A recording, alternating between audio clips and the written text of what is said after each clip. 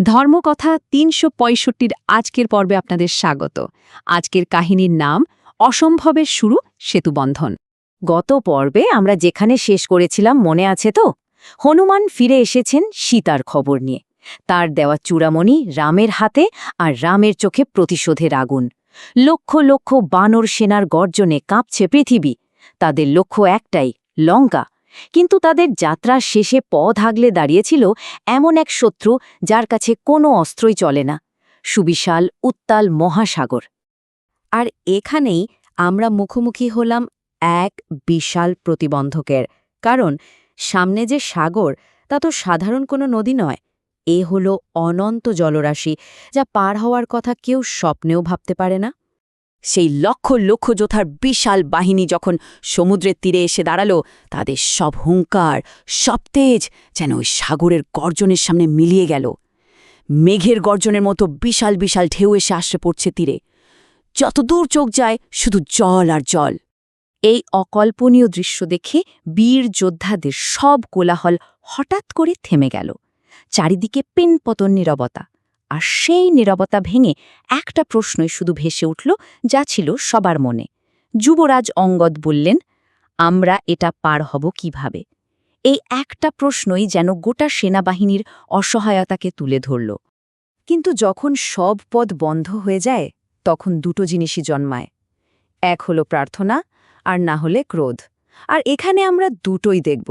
কারণ বিশ্বাসের যখন পরীক্ষা হয়, তখনই আসল শক্তি জেগে ওঠে। সবাই যখন হতাশায় ভেঙে পড়েছে, রামচন্দ্র কিন্তু একদম শান্ত।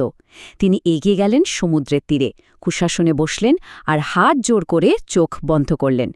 তিনি শুরু করলেন সমুদ্রদেব বরুণের কাছে প্রার্থনা, পথ চেয়ে, অনুমতি চেয়ে। একটা দিন, তারপর দুটো, দেখতে দেখতে তিনটে দিন কেটে গেল। রামের প্রার্থনা চলছে তো চলছেই, কিন্তু সমুদ্র, সে একদম চুপ, স্থির। কোনো উত্তর নেই, কোনো ইশারা নেই। এই নীরবতা যেন রামের ধৈর্যের শেষ পরীক্ষা নিচ্ছিল। 3 দিন আর 3 রাতের অবিরাম প্রার্থনার পর অবশেষে রামচন্দ্র চোখ খুললেন।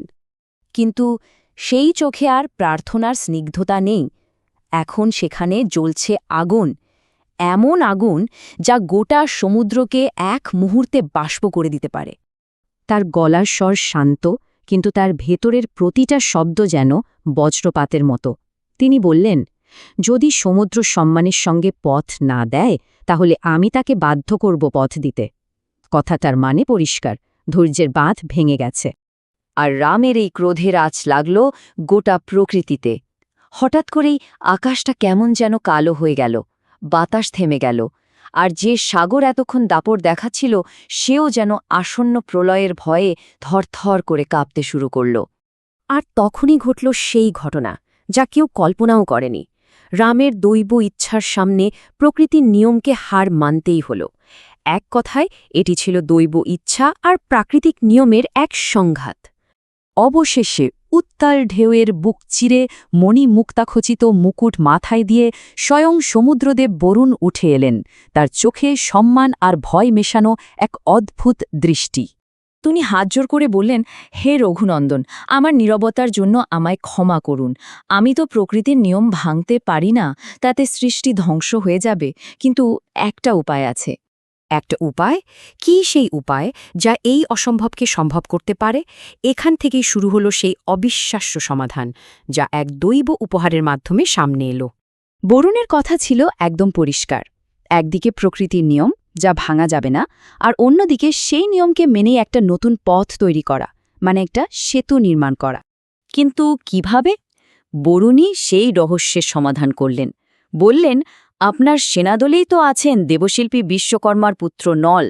তার এমন এক আশ্চর্য ক্ষমতা আছে যে তিনি যাই জলে ফেলবেন, তা পর্বতের মতো ভারী হলেও ডুবে না গিয়ে ভাসতে থাকবে। সবার চোখ তখন নলের ওপর।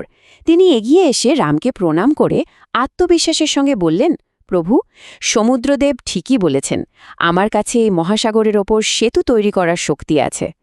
ব্যাস, ওই একটা কথাই যেন হতাশার সব মেঘ সরিয়ে দিল।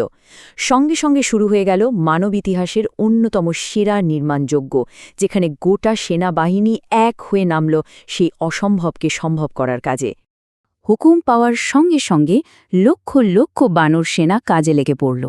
কেউ পাহাড় উপড়ে আনছে, কেউ বিশাল পাথর বয়ে আনছে, আর নল সেই পাথরগুলো নিয়ে ছুঁড়ে দিচ্ছেন সমুদ্রে। আর কি আশ্চর্য, সত্যি সত্যি সেই বিশাল পাথরগুলো জলের ওপর ভাসছে, যেন কোনো জাদুমন্ত্রে।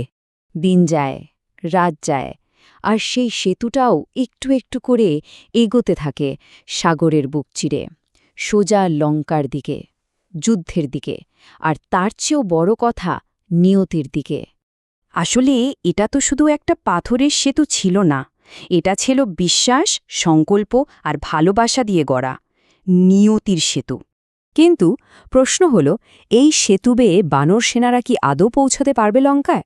আর রাবণী বা কী করবে যখন সে দেখবে রাম তার বিশাল সেনাবাহিনী নিয়ে একেবারে তার ঘরের দরজায় এসে হাজির? এর উত্তর আমরা জানব পরের পর্বে।